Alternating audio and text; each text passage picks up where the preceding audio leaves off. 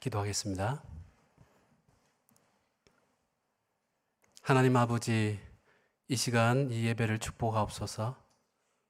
주께서 보내신 보혜사 성령으로 말미암아 주의 생명과 사랑의 말씀을 주시고 그 위대한 말씀의 승리와 영광을 허락해 주시옵소서. 오늘 이 자리에 오신 한 분 한 분 주님께서 불러싸우니 보호해 주시고 흔들리지 않게 붙잡아 주시며 주께서 붙들어 사용해 주시기를 간절히 원하며 이 귀한 은혜의 말씀으로 주께서 영광받아 주옵소서. 예수님의 존귀하신 이름 받들어 간절히 기도드리옵나이다. 아멘. 조금 전에 마태복음 7장 13절로 15절 말씀을 우리 함께 봉독했습니다. 제가 다시 한 번 더 읽어보도록 하겠습니다. 좁은 문으로 들어가라. 멸망으로 인도하는 문은 크고 그 길이 넓어 그리로 들어가는 자가 많고 생명으로 인도하는 문은 좁고 길이 협착하여 찾는 자가 적음이라. 거짓 선지자들을 삼거라. 양의 옷을 입고 너희에게 나오나 속에는 노략질하는 일이라. 아멘. 오늘 이 말씀에서 예수님은 두 가지 문을 이야기하고 있습니다. 좁은 문과 넓은 문에 대해서 이야기합니다. 먼저 넓은 문은 넓은 길로 이어져 있지만 멸망의 문이라고 말하고 있습니다. 그러나 사람들은 아무 문제 없이 그 길을 의심도 하지 않고 내리닫고 있다고 밝히고 있는 것입니다. 반면에 좁은 문은 그 문도 좁고 길도 좁은 길로 이어져 있습니다. 그런데 예수님께서는 어떤 이유에선 좁은 문으로 들어가라 그렇게 강하게 권고하시고 강권하고 계십니다. 왜입니까? 맞습니다. 이 말씀대로 생명으로 인도하는 문이요, 그 길은 거짓이 아니라 진리의 길이 되기 때문입니다. 그러나 누가 선뜻 그 좁은 문, 좁은 길을 좋아하겠습니까? 당장 좁은 문이라는 어감은 답답하고 갑갑함을 줍니다. 얼마 전에 제가 이 성경 구절을 읽으면서 이 말씀을 통하여 새로운 감동을 받았습니다. 예수님이 강권하시는 이 문을 마치 영적 의미에서 파리의 계승문 같다는 그런 감동이 있었습니다. 여러분, 파리의 계승문 아시죠? 프랑스의 에펠탑이나 그 다음에 계승문은 프랑스 파리의 랜드마크입니다. 여러분, 이 계승문은 원래 로마 제국에서부터 유래된 것이라고 합니다. 나폴레옹 황제가 자기 전쟁의 승전을 기념해서 그 계승문을 만들게 했고 세우게 했습니다. 그래서 이 용도는 원래 전쟁에 승리한 왕이나 전쟁 영웅들을 그리로 들어오게 해서 기리게 했던 것입니다. 유럽의 일부를 정복하고 그것을 기념하기 위해서 이 계승문을 세웠다면 만왕의 왕 되시는 예수님은 내가 세상을 이겼노라 하면서 죄를 온 세상을 이기신 분이십니다. 그렇다면 그분의 승리와 영광은 말할 것도 없을 것입니다. 그러므로 예수님께서 우리에게 초청하시는 이 문은 사실은 놀라운 승리와 영광의 문으로 헤아릴 수 있다고 생각이 듭니다. 여러분, 우리가 예수님께서 강권하시는 이 좁은 문은 우리로 하여금 지옥 같고 감옥 같은 그 칙칙한 그 고난에 고통을 주기 위해서 들어오라고 강권하는 것이 아닌 것입니다. 그렇다면 우리가 어떻게 이 좁은 문, 예수님 말씀하시는 이 문으로 들어갈 수가 있겠습니까? 첫째로 좁은 문은 예수님 안으로 들어갈 때입니다. 요한복음 10장 7절 말씀을 제가 읽겠습니다. 그러므로 예수께서 다시 이르시되 내가 진실로 진실로 너희에게 말하노니 나는 양의 문이라 그랬습니다. 요한복음 10장에서는요, 예수님은 자신을 양의 문이라고 밝히고 있습니다. 이 장에서는 예수님께서 자신을 믿고 따르는 사람들을 내 양이라고 이야기하고 있습니다. 그리고 나는 그들의 문이라고 이야기하고 있습니다. 본질적으로 양의 문이나 좁은 문은 예수 그리스도 자신을 말하고 있는 것입니다. 그리고 그 문으로 예수님은 들어오라고 초청하고 계시는 것입니다. 문제는 예수님을 생명의 문으로, 구원의 문으로 사람들이 인정할 수가 없었던 것입니다. 당시에 온 유대인들은 남녀노소, 건강한 자, 아픈 자, 또는 병든 자, 분리되어 있는 그런 전염병자라 할지라도 모세 율법을 통해서 사람이 의롭게 되고 사람이 구원에 이른다고 생각을 했습니다. 그러므로 예수님의 이 말씀들은 입지가 없는 것입니다. 그런 가운데 여러분 부자 청년 이야기를 아시죠? 그 청년이 예수님께 와서 예수님, 제가 영생을 얻기 위해서 어려서부터 모든 계명을 다 지켰습니다. 그렇게 놀라운 고백을 했습니다. 그래서 예수님께서 사랑하셔서 그에게 말씀하시기를 잘했다가 아니라 그러나 부족한 것이 있다 그랬습니다. 본질적으로 율법은 구원의 문을, 생명의 문을 열어줄 수가 없다는 것입니다. 이렇게 부자이면서도 이렇게 영적인 이 청년은 제가 볼 때 아마 모세의 율법과 계명으로 꽉 찬 그런 생각과 판단을 하고 있었을 것입니다. 성경에는 이 외에도 주여 어느 계명이 크니까 하는 이런 류의 질문들이 많이 있는데 그것은 율법과 계명에 입각해서 물어보는 것들이었습니다. 여러분, 예수님께서 요한복음 14장 6절에는 이렇게 말합니다. 이 구절은 같이 한번 봉독해 보겠습니다. 예수님께서 이르시되 내가 곧 길이요 진리요 생명이니 나로 말미암지 않고는 아버지께로 올 자가 없느니라 그랬습니다. 여기도 보면 내가 곧 길이고 진리고 생명이다라고 예수님은 선포하고 있습니다. 마태복음 7장 길, 생명, 진리 다 있습니다. 그런데 여러분 요한복음 14장 6절 말씀은 제가 얼마 전에 보니까 윤 목사님께서 이 구절로 또 설교를 하셨더라고요. 영어 성경 NIV로 보면 이렇게 되어 있습니다. Jesus answered, I am the way and the truth and the life. No one comes to the Father except through me. 예수님은 자신을 the way라고 합니다. 그리고 예수님은 the life라고 하고 the truth라고 합니다. 유일하다는 것이죠. 유일하다는 것은 하나밖에 없다는 것입니다. 여러분 헬라어로도 길이요 진리요 생명은 헤호도스, 헤알레테이아, 헤조에라고 되어 있습니다. 유일하다는 뜻입니다. 대체가 안 된다는 것입니다. 선택의 유무가 없다는 것이죠. 예수님께서 왜 좁은 문으로 들어가라고 그렇게 관건하십니까? 유일한 생명의 문이기 때문입니다. 유일한 진리의 문, 유일한 주님께서 말씀하시는 하나님께로 가는 길입니다. 사람들이 영생이라고 말하는 유일한 생명이기 때문에 그렇습니다. 아멘. 그러므로 예수님께서는 우리를 이 좁은 문, 하지만 예수님께서 온 죄와 세상을 이긴 이 승리와 영광의 계수문으로 우리를 초청하고 계시는 것입니다. 혹시 여기 계신 분 중에 아직 예수님을 믿지 못하고 있는 분들 선택이 없습니다. 예수님 안에 참 구원과 생명이 있습니다. 멸망이 아닙니다. 그 속에 최후의 승리와 영광이 있습니다. 이것이 진실입니다. 여러분 여기서 하나 기억해야 할 것이 있습니다. 성경에서는 어디 안으로 들어오라, 이 안으로라는 표현들은 믿음의 연합을 이야기합니다. 저희가 잘 아는 요한복음 15장 5절 말씀, 나는 포도나무요 너희는 가지니 제가 내 안에 내가 저 안에 있으면, 이렇게 표현하고 있습니다. 믿음으로 예수님과 연합된 삶을 이야기하는 것입니다. 그러므로 예수님 안으로 들어오면 예수님과 연합된 삶이 되는 것입니다. 예수님은 이 삶을 우리에게 원하시는 것입니다.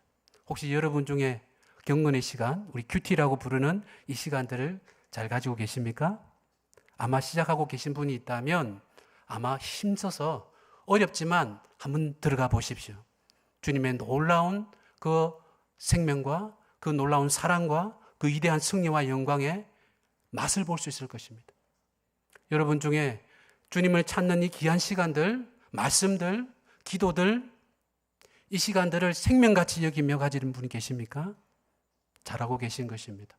그렇게 하는 삶 속에 주님의 생명력이 입혀지는 것입니다. 그 삶 속에 놀라운 하나님의 살아계심이 임재하는 줄 믿으시기 바랍니다. 여러분, 저는 저와 여기 계신 여러분들이 왕따가 되길 원합니다. 거룩한 왕따가 되기 원합니다. 왕을 따르는 사람들이 되기 원합니다.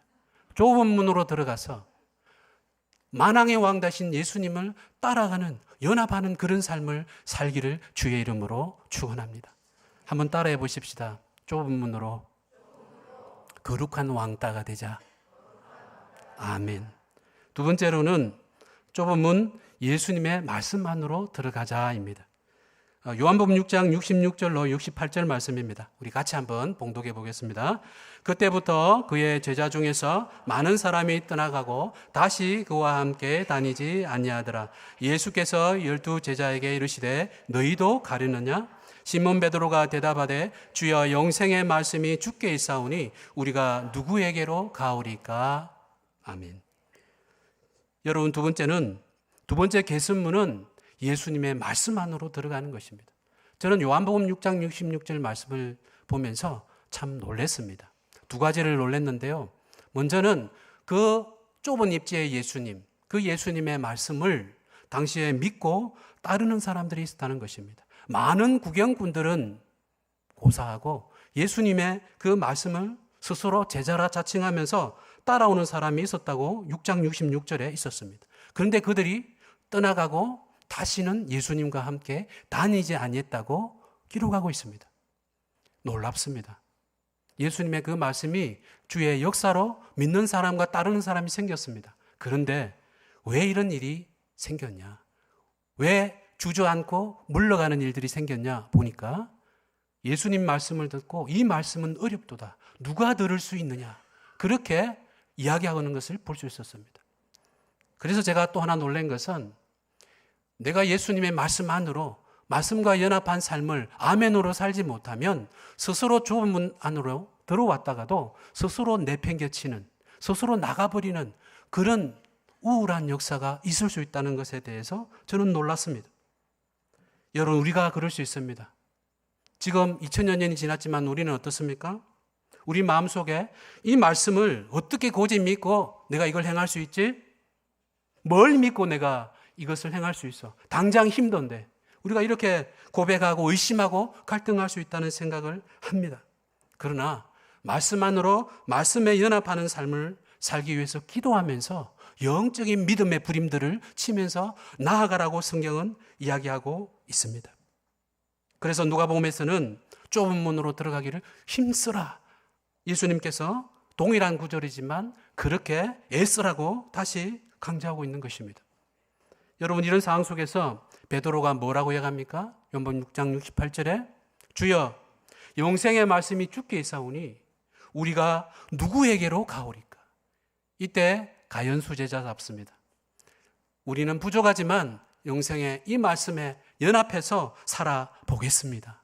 이렇게 뜻을 정하고 고백하는 것을 볼 수가 있습니다.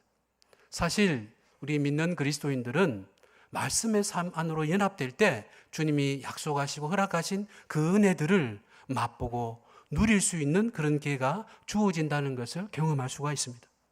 제가 두 가지만 그 예를 들어보겠습니다. 함께 로마서 6장 5절 말씀을 봉독해 보도록 하겠습니다.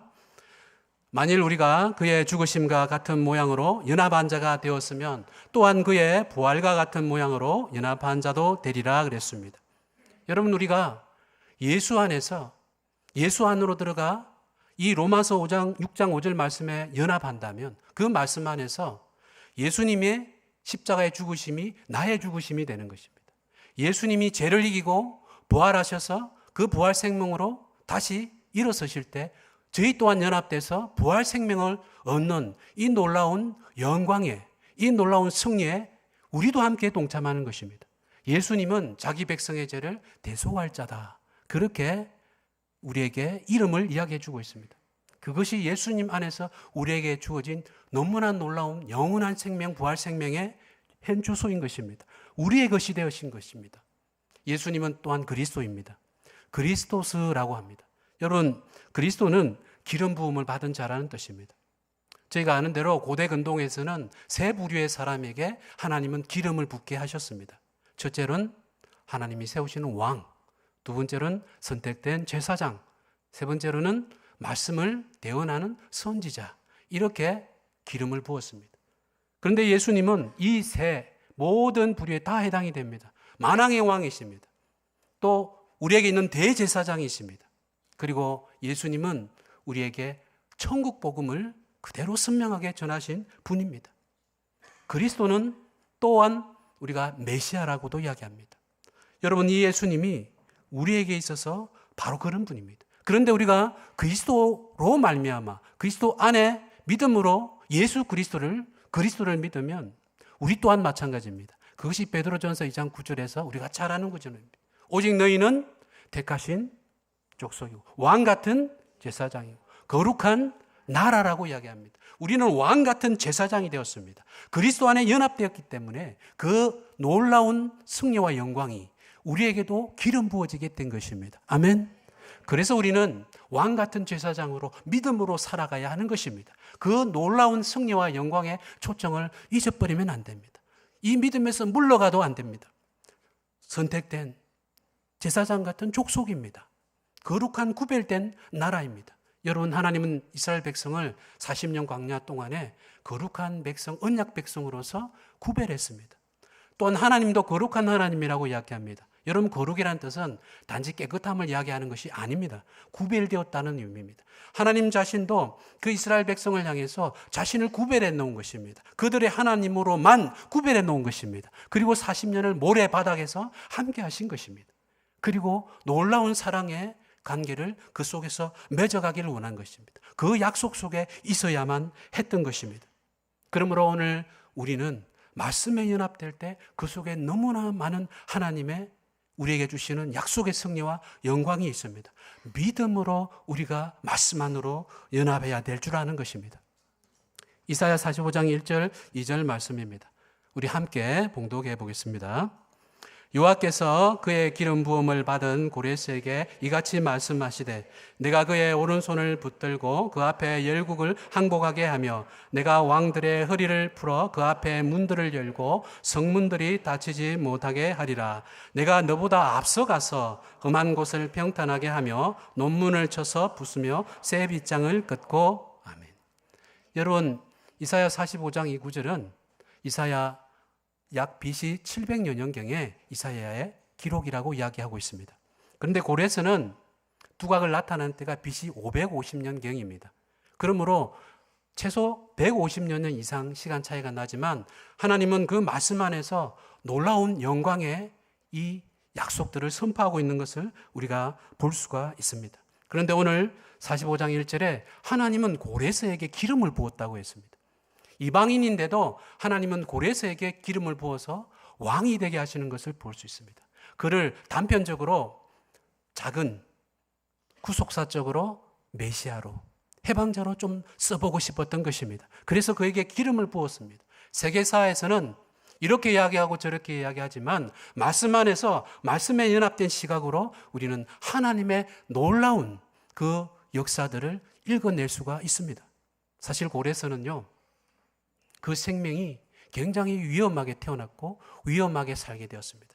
그가 살아나는 그 골목골목마다 너무나 협착해서 살아남는 것이 신기할 정도입니다.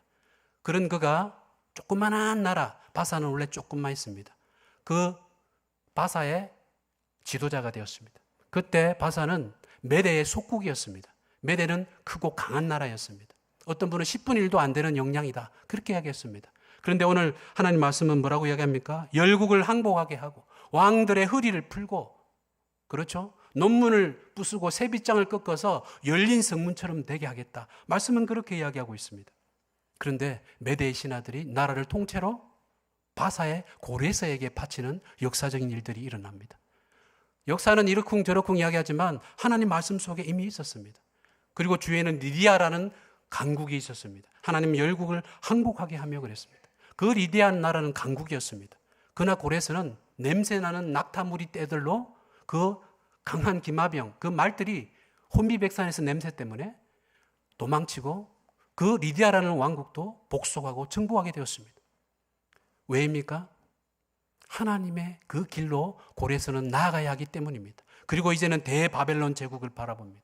그 대바벨론 제국을 정복해야 하나님의 구속사적인 구원의 역사가 하나님 백성에게 다시 임하게 되는 것입니다. 그런데 여러분, 바벨론성, 큰 성 바벨론이요, 뭐 요한계시록에도 있지 않습니까? 굉장한 도시입니다. 굉장한 성이에요. 그 바벨론의 정원이라는, 아마 여러분 들어보셨죠? 고대사의 7대 부가 사이 들어가는 것입니다. 그들의 건축물이나 구조물들의 기술과 노하우는 지금도 너무나 놀라워합니다. 그들이 세우고 그들이 만들었던 성벽과 내백과 외백, 성루와 성각, 보호하고 공격하는 그 모든 도구와 구조물들은 너무나 탁월했습니다. 주위 왕들이 고개를 절레절레 흔들었다고 했습니다. 거기서 더해서 유프라테스 강 강물을 끌어들여서 성의 해자를 만들었습니다. 접근조차 하지 못하게 만들었다는 것입니다. 고레스와 군대들이 거기 도착했을 때 너무나 실망했습니다. 방법이 없는 겁니다. 그때 아마 방법을 주셨겠죠? 아마 하나님이 아이디어를 주셨을 것입니다. 열린 문을 줘야 되니까. 열린 길을 열어야 되니까. 그런데 그것이 강이었습니다. 유프라테스 강 상류를 막고 물길을 돌렸습니다. 그런데 물길이 아무리 낮아져도 잘 낮아지지 않는 것입니다. 마냥 기다릴 수도 없었습니다. 그래서 강바닥으로 들어갔습니다. 전해지는 역사에 그렇게 기록이 되어 있습니다. 그리고는 그 강바닥이 최선을 다해서 전진했는데 강바닥이 너무 푹푹 빠지는 것입니다. 이제는 전진도 할 수 없고 후진도 할 수 없는, 정말 죽을 수밖에 없는, 이것도 저것도 할 수 없는 절체절명의 순간에 바로 가까이에 물이 빠지면서 조그만한 문이 하나 발견이 되었습니다. 알고 보니까 조그만한 수로입니다. 상수도 하수도 오물찌꺼기들이 빠져서 강물 따라서 배출되는 그런 기구들을 탁월하게 거미줄처럼 만들어 놓은 것입니다. 그 중에 하나를 발견한 것입니다. 그러나 선택의 기회가 없었습니다. 왜냐하면 지금 화살에 맞아 죽느냐 아니면 이 길을 시도해 보느냐 하는 것입니다. 말씀 안에서 보면 하나님은 이것이 열린 문이었습니다. 노장이, 장군 중에 한 분이 먼저 그 길을 들어갔습니다. 그리고 군사 한 명 한 명씩 그 길을 따라서 바로 우리가 아는 바벨론 그 궁전까지 무혈입성해서 들어갔고, 그날 바벨론의 큰 제국이 바사 고레스의 손에 그대로 떨어졌습니다. 이것이 역사의 기록입니다.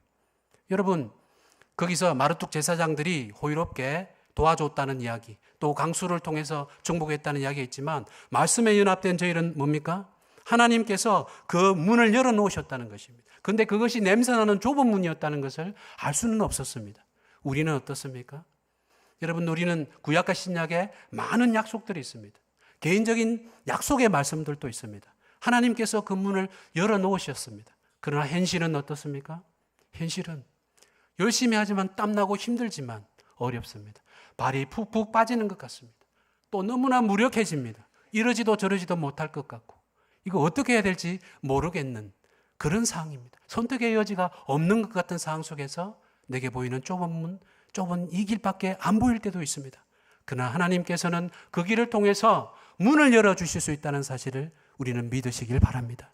그것이 좁은 문이지만 개선문이라는 것입니다. 여러분, 2000여 년이 지난 지금도 마찬가지입니다. 우리 삶 속에 얼마나 힘든 일이 있습니까? 하나님 약속대로라면 레드카펫이 쫙 깔리고 향기 나는 꽃잎들이 부려지면 좋겠는데 아닙니다. 현실은 땀나고 때로는 주위의 사람들, 감정의 오물, 오수들이 나에게도 영향을 주고 나도 힘들게 만드는 그런 일들이 얼마나 많습니까? 여러분, 말씀에 연합해서 내게 주신 말씀을 붙들면서 나아가십시오. 혹 처음 예수님 믿은 분들도 하나님이 내게 감동해 주시는 말씀이 있으면 그 말씀을 묵상하면서 그 말씀에 아멘해 보십시오. 확신의 구절에 아멘해 보십시오. 놀라운 하나님의 역사가 있을 것입니다. 여러분, 이 속에서 때로는 우리가 빌보 4장 6, 7절 말씀처럼 아무든지 우리가 염려되고 근심되지만 기도하고 아뢰입니다. 그러나 아무 일도 안 일어날 수 있어요. 그러나 연합되면, 말씀에 연합되면 내 마음과 생각을 지켜주시는 그 하나님의 큰 역사가 잠잠히 흐르고 있다는 사실을 우리는 믿으셔야 합니다. 때로는 응답이 안 돼도 내가 여전히 믿음으로 생각하고 믿음의 마음으로, 믿음의 걸음으로 한 걸음이라도 나아갈 수 있고 포기하지 않는다는 것은 더 큰 기도 응답이며 그 길로 내가 나아가고 있다는 사실인 것입니다. 이렇게 놀랍게 하나님께서 예수 그리스도를 통해서 그의 놀라운 위대한 승리와 영광의 문으로 우리를 초청하고 있다는 이 사실을 우리는 기억해야 할 것입니다. 때로는 믿음이 흔들릴 수 있습니다. 그러나 하나님께서 부르셨기 때문에, 하나님이 부르신 자들은 하나님이 보호해 주십니다. 하나님이 흔들리지 않게 붙들어 주십니다. 삼손 나귀 특배 하나로 1000명의 대적을 물리쳤듯이 하나님 부르신 자들을 붙잡아서 사용해 주실 수가 있습니다. 아멘, 아멘입니다. 그러므로 우리의 실전 속에 우리는 하나님 말씀과 연합된 그런 시야와 그런 마음으로, 믿음으로 나가야 될 줄을 믿습니다. 여러분, 따라해 보십시다. 좁은 문 안으로 진따가 되자. 거룩한 진따가 되자. 예, 진리를 따르는, 다른 사람은 어찌하든지 누가 무엇하든지 수많은 생각과 사상과 이론과 오만 매체들의 그런 울림들이 있지만 예수님은 좁은 문이지만 우리가 들어가야 될 그 생명의 문이듯이 어떤 많은 케이스들이 있고 소리가 들리지만 우리는 말씀만으로 우리는 들어가서 진리를 따르는 거룩한 진따가 되는 저와 여러분 되시기를 주의 이름으로 축원합니다. 말씀을 요약하겠습니다. 여러분, 좁은 문은 선택이 아닙니다. 이 말은 여러분을 압박하기 위해서 주는 말이 아닙니다. 좁은 문은 유일하신 그 예수님 안으로 들어가는 문입니다. 좁은 문으로 들어가라. The narrow gate. 원어에도 다시 the를 붙이고 있습니다. 그냥 the way, the sun, the hardest, the 알레떼이가 아닙니다. The narrow gate입니다. 그러니 강끈하실 수밖에 없는 것입니다. 우리를 살리고 사랑하고 우리를 사용하고 싶으신 주님의 애절한 마음인 것입니다. 두 번째로 예수님은 말씀으로 우리를 부르십니다. 말씀이 육신이 된 분입니다. 말씀 안에서 우리의 정체성을 찾아야 합니다. 흔들리지 말아야 됩니다. 오해하지 말아야 됩니다. 분란하지 말아야 됩니다. 말씀 안에서 연합해서 나아가야 합니다. 그것이 예수님이 우리를 향한 부르심인 줄 믿습니다. 오늘 잠시 들은 말씀으로 1분 정도만 여러분이 먼저 기도하십시오. 하나님, 내게 주시는 단어, 내게 주시는 마음, 내게 주시는 그 어떤 부르심, 감동이 있다면 주님 앞에 1분만 기도하시고 제가 기도하고 말씀은 마무리하겠습니다.